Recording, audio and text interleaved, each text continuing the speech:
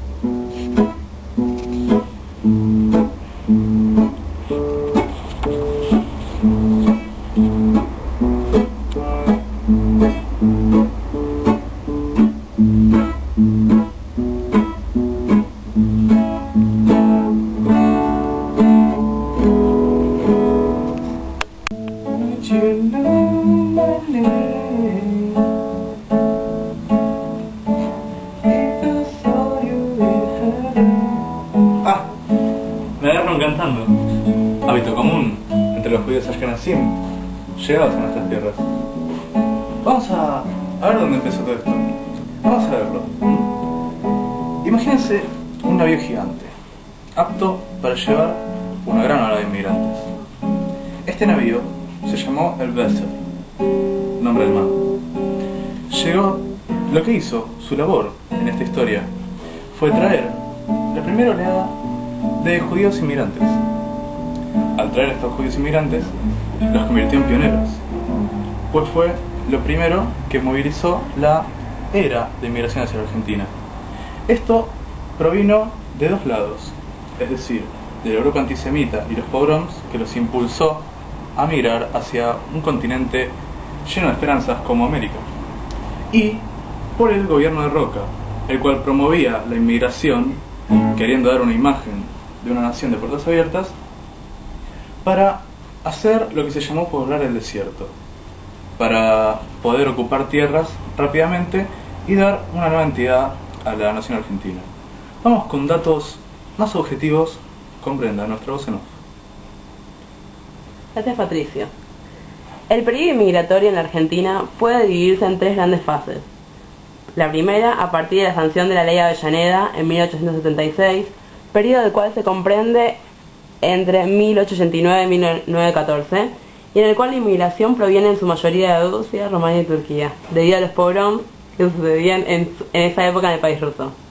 El segundo periodo, en el cual la ley sanpeña es decretada, que beneficiaba a los extranjeros, inició una nueva oleada de inmigrantes europeos, esta vez de Polonia, Rumania, Hungría, Checoslovaquia, Marruecos y Siria, entre los años 1918 y 1960. Podemos diferenciar el tercer periodo entre las dos guerras, las dos grandes guerras, entre 1933 y 1960. Los judíos provenientes de Europa Oriental, Alemania e Italia, los cuales escapaban del poder nazi, llegaron a la Argentina en el último gran periodo de inmigración masiva.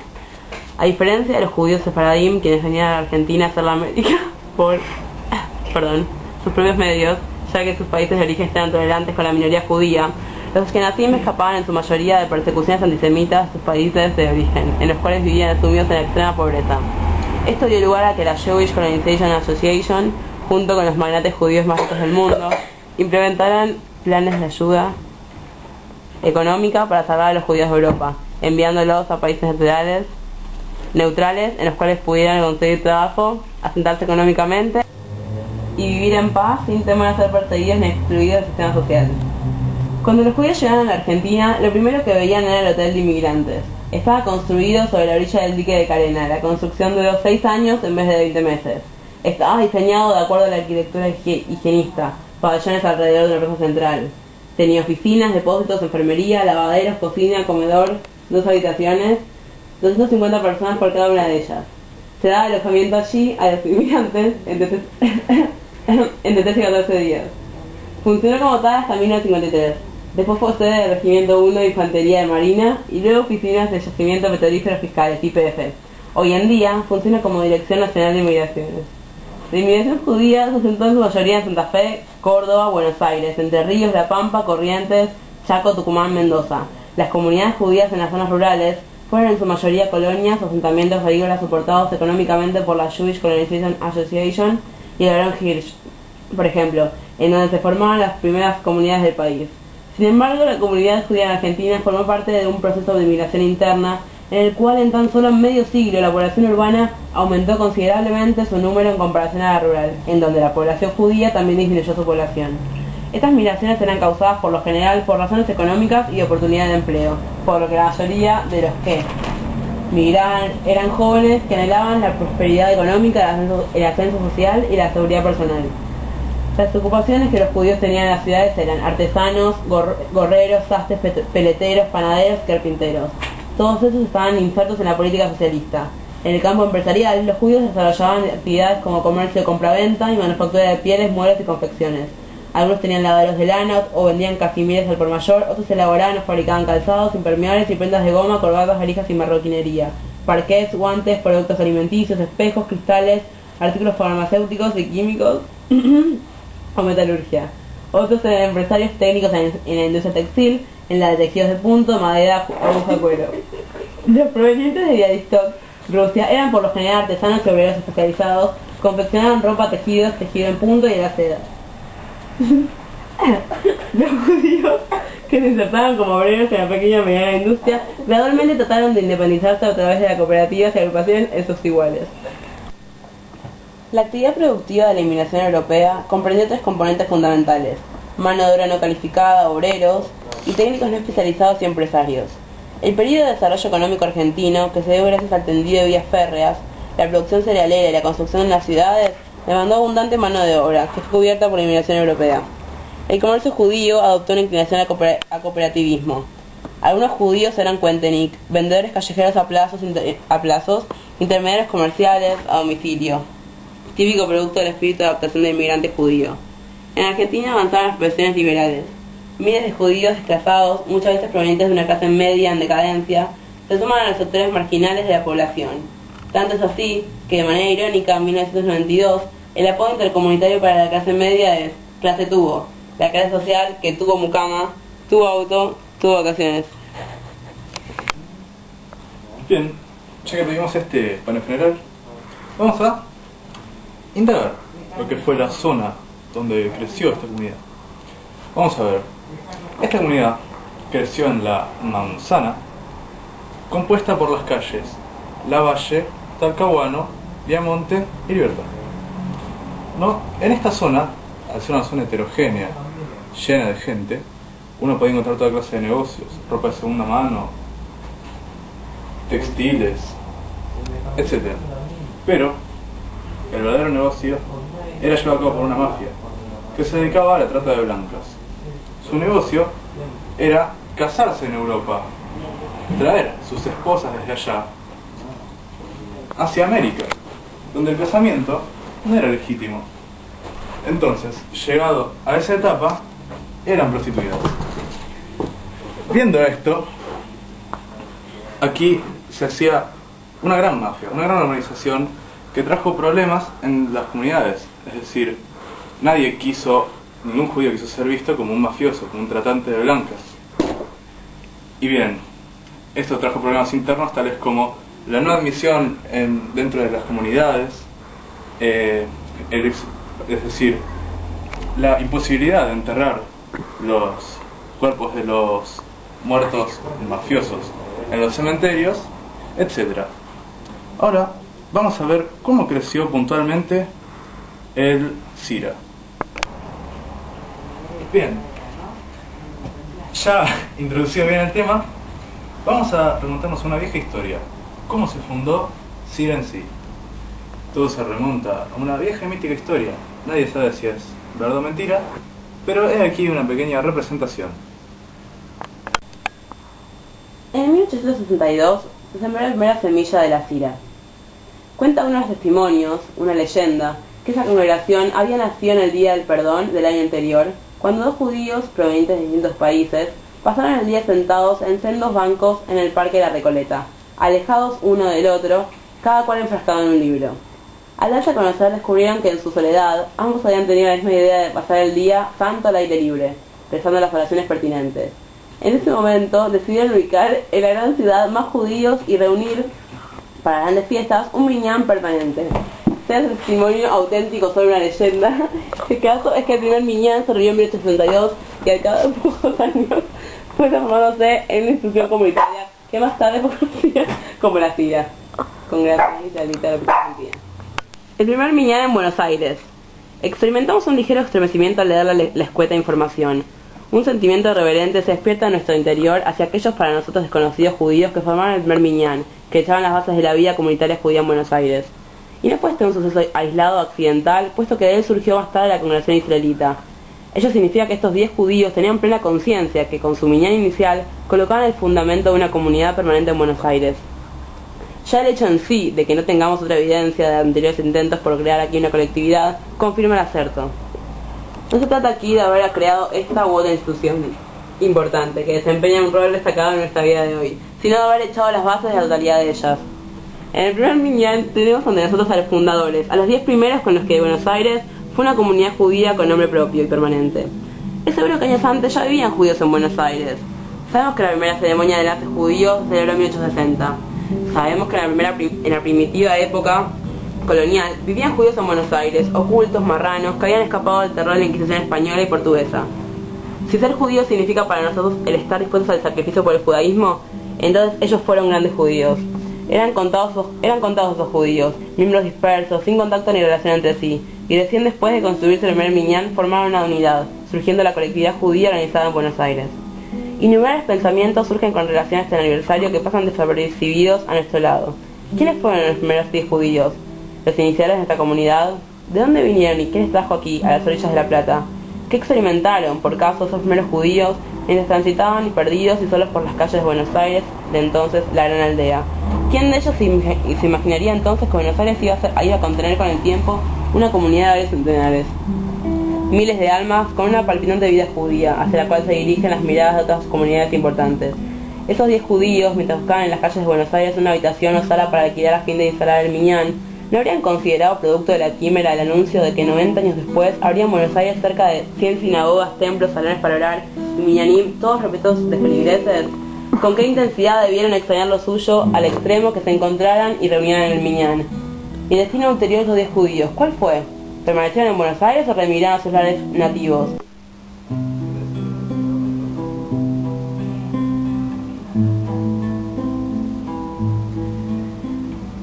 El día 27 de junio de 1897, 27 de Sivan del 5657, se coloca la piedra fundamental del tabernáculo Aurona Kodesh, así escrito en el original, del Templo de la Comunidad Israelita de la Argentina, FIRA, en la calle Libertad 785, lugar en que permanece aún el templo, pero con nuevo edificio. En tal oportunidad, hace 100 años, había unos 13.000 judíos en el país. Era presidente de la Nación José Francisco Uriburu, intendente de la capital Francisco Alcobendas y presidente del Senado el teniente general Julio Roca. Era presidente de CIRA el capitán Luis Brie. El arquitecto fue don Carlos Nordman, que donó sus honorarios del costo del edificio. Se financió con donativos de los residentes israelitas y de personas generosas de otro credo. La comisión directiva estaba compuesta de judíos originarios de Alemania, Alsacia, Inglaterra, Lorena, Francia, y solo un miembro nació en Rusia, Borna. La prensa lo destacó el día 28 de junio, señalando que es la primera vez que se realizaba este tipo de ceremonia en el país, inauguración de un templo judío. El capitán Brie pronunció un emotivo discurso. Actuó como madrina la señora Justina Rech de Lechman, la señora Lynn Heimer canta el solo del himno nacional. Disertaron también invitados especiales como el pastor metodista Juan Thompson, el dirigente israelita señor Ostwald.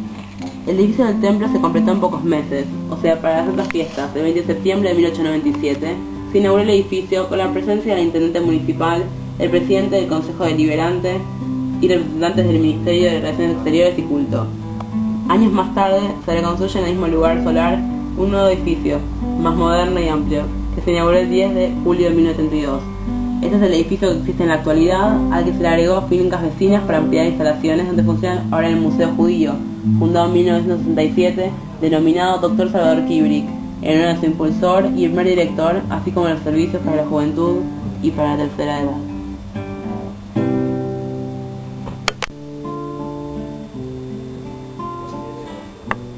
Bien, cerrados los temas generales, vamos a proceder a explicar la fundación, digamos, de forma cronológica.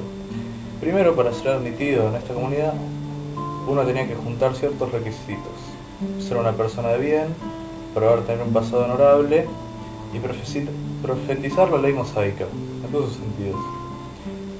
Tras esto, en la calle Artes 371 de Carlos Pellegrini, se empezó a gestionar un terreno para administrarlo como cementerio. Después de esto, la Dirección General aprobó dar un certificado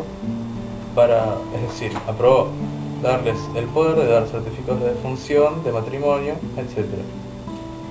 Más adelante, con el nombramiento del rabino Henry Yosef, se adquirió un terreno en Junín 1779, donde se empezó a construir un primer templo. Pero vista que era mayor la necesidad de conseguir una zona central más que una simple sinagoga, se optó por vender ese terreno nuevamente y conseguir el de Libertad 781. Así fue como se llegó al Templo de la Libertad y es donde reside hoy en día. La preocupación de la congregación, que abarcaba las distintas actividades de la colectividad, se tradujo en la fundación de nuevas instituciones que cubrían estos aspectos de las necesidades del pueblo. Por ejemplo, podemos citar la Hebra Kedushá, lo que hoy conocemos como la AMIA, la Asociación Mutual Israelita Argentina, que sirvió para atender las necesidades póstumas del ritual judío, del costumbrismo judío, y se creó así la primera escuela religiosa, Talmud Torah Arishonah. En 1905, el gran rabino, Dr. Samuel Halfon, inició la obra que le llevó 25 años conjunto con el ministerio.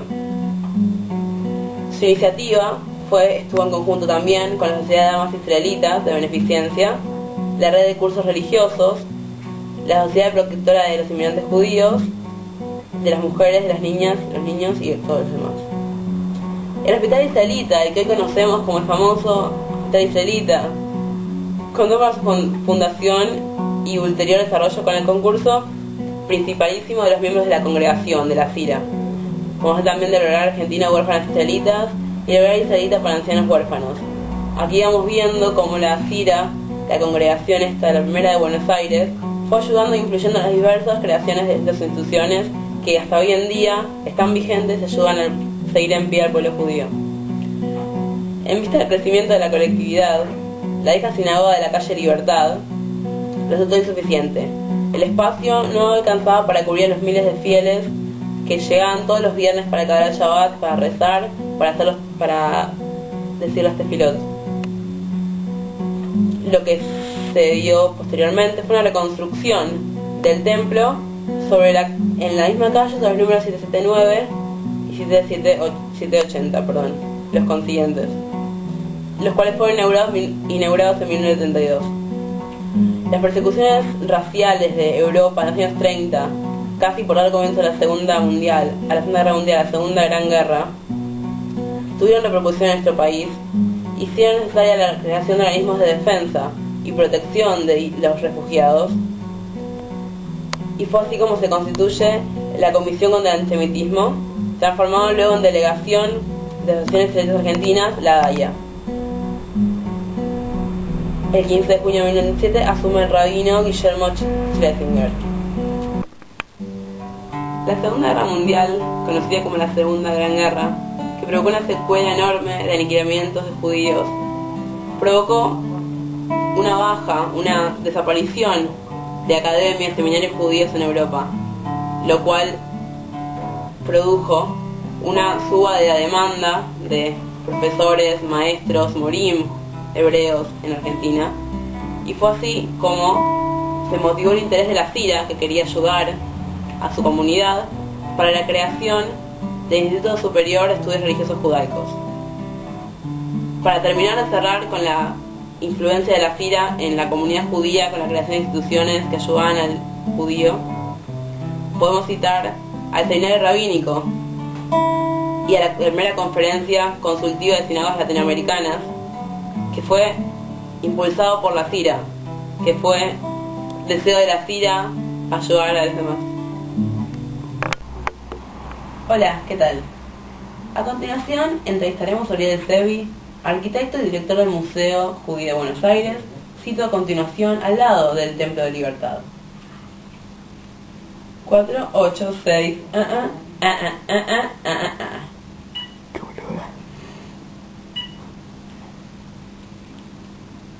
Hola. Hola, ¿qué tal? ¿Uriel Zevi? Sí, ¿quién es? Habla Brenda del rutinario. ¿Qué tal? ¿Qué tal? ¿Le estamos llamando para hacer una entrevista? Sí, querida. ¿Qué tal? La verdad que necesitaríamos que nos cuente más o menos cuál fue su experiencia entrando a la comunidad, siendo parte de ella. ¿Qué nos puede contar al respecto? Sobre la Comunidad de Libertad. Claro, que sí. Y mire, yo llegué al Templo de Libertad, me acuerdo que me llevaba mi papá de la mano. Sería 1940, yo tendría 9 años. Claro, seguro. Mi papá era el director de lo que el Barón de Hirsch fundó como la Jewish Colonization Association. Ajá. Esa era la compañía administradora de los intereses agrícolas del Barón de Hirsch, ¿no? Y su organización judía en la Argentina, ¿no? Bueno, la Jewish Colonization Association, llamada también JCA, era en cierta medida una de las fundadoras de la congregación. Claro, ¿no? seguro. Y bueno, tenía gran participación en la construcción de este edificio, ¿no? Bien, tenía un asiento permanente en el templo. Entonces, mi papá entró a la congregación como miembro es decir, como una especie de miembro de Mark Glucksmann era su nombre. Sí, Mark Glucksmann, sí. Claro, sería por el 1928. Así es. Era un clima muy particular, era como una enorme casa abierta a los judíos, ¿no? Es vida. Claro, pero a los judíos solidarios, es decir, no era cualquiera. Por favor. Hay una escuela, en la escuela se marcó el rabino Halfon. En su momento, y Mark Glucksmann la continuó con un corazón muy grande, el rabino Schlesinger, que ha sido realmente la figura más relevante que tuvo la congregación en toda su historia de construcción judía y el concepto de la Torá, Abodá, Be'amasim Tovim. Era el estudio de las fuentes, por así decirlo, ¿no? el servicio, las buenas obras. Bueno, esa fue la primera impresión que tuve en sí del Templo de Libertad. Ajá, y bueno, me parece espectacular. Uriel, Sí. ¿hay algo más que nos quieres contar acerca de tu experiencia en la FIRA? Y mire, puedo contar un par de cosas más, es decir, recuerdo que la congregación fue matriz de la comunidad judía de la Argentina en general. Claro. La integraban judíos de Buenos Aires, de todos los niveles socioeconómicos. Pero la congregación tenía un privilegio, estaba sostenida por una judería rica para la época y que tuvo la enorme amplitud de ser solidaria y brindar su apoyo y esfuerzo a los que no eran ricos necesariamente, ¿no? Claro, seguro, eso sí. Es decir, había un gran nivel de solidaridad en el ambiente. De allí la poderosa importancia de la congregación en la fundación de la AMIA, de la DAIA, del Hospital Israelita, por dar unos ejemplos nada más. Así también recuerdo que participó de otro modo de instituciones, de ayuda al inmigrante permanentemente al lado del perseguido, del oprimido, del dolido. Era un ambiente de solidaridad mutua, digamos, ¿no? Seguro. Bueno, Gabriel, le agradezco enormemente su colaboración. Uriel es mi nombre, joven. Lo dije, que es tranquila. Ah. Uriel, muchas gracias. No, la verdad por que nada, ha sido un querido. enorme placer hablar con usted, no se imagina. No, por favor, llame cuando quiera. Hasta luego. Chao, besitos. Bien, para cerrar la historia de esta comunidad, de esta congregación, vamos a ver cómo fue reconocida. En 1892 fue reconocida por el doctor Carlos Pellegrini, entonces presidente, y el ministro de Justicia e Instrucción Pública, es decir, fue reconocida su entidad jurídica. En 1893 el barón de Hirsch tomó el puesto de presidente honorario y en el 1894, tomó lugar la Fundación Geográfica Duyá, que más tarde se convertiría en la AMIA. Finalmente, hacia 1942, la Fundación de Cira recibió una matrícula que lo comprobaba como benefactor público.